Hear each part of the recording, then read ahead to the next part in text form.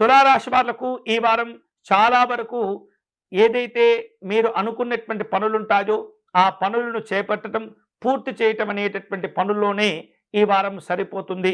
అలాగే ఉద్యోగపరమైనటువంటి అంశాల్లో కొంత ఒత్తిడి ఏర్పడుతుంది. ఉపశమనం కోసం తీవ్రంగా ప్రయత్నం చేస్తుంటారు. అధికారుల యొక్క నమ్మకాన్ని చక్కగా నిలబెట్టుకోగలుగుతారు. కష్టపడి పని చేస్తుంటారు.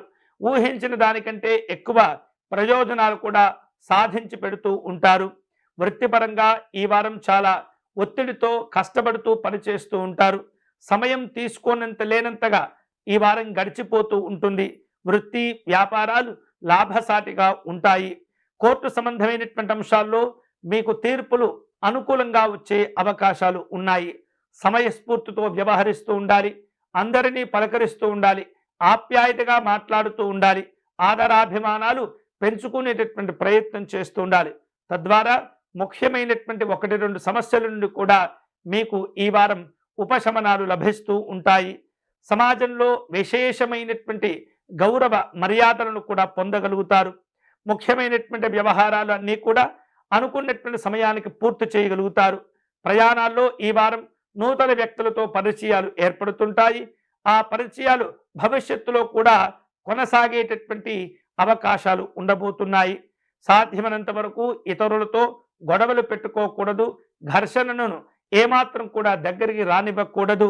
అనవసరమైనటువంటి ప్రసంగాలు, సలహాలు, చర్చలు చేయటం అనేది మానుకోవటం మంచిది.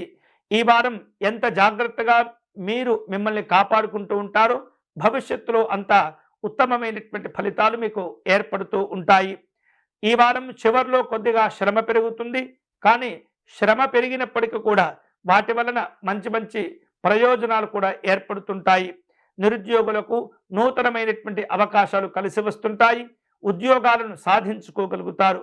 అనారోగ్య భావనలు అన్ని తగ్గిపోయి ఉత్తమమైనటువంటి ఆరోగ్యాలు ఏర్పడతాయి. ఈ వారం తులారాశి వారు శుభకరమైనటువంటి ఫలితాలను పొందేందుకై అష్టలక్ష్మి అమ్మవారికి నమస్కారం చేసుకోవటం, అష్టలక్ష్ములను చక్కగా పూజించటం అనేది మంచిది.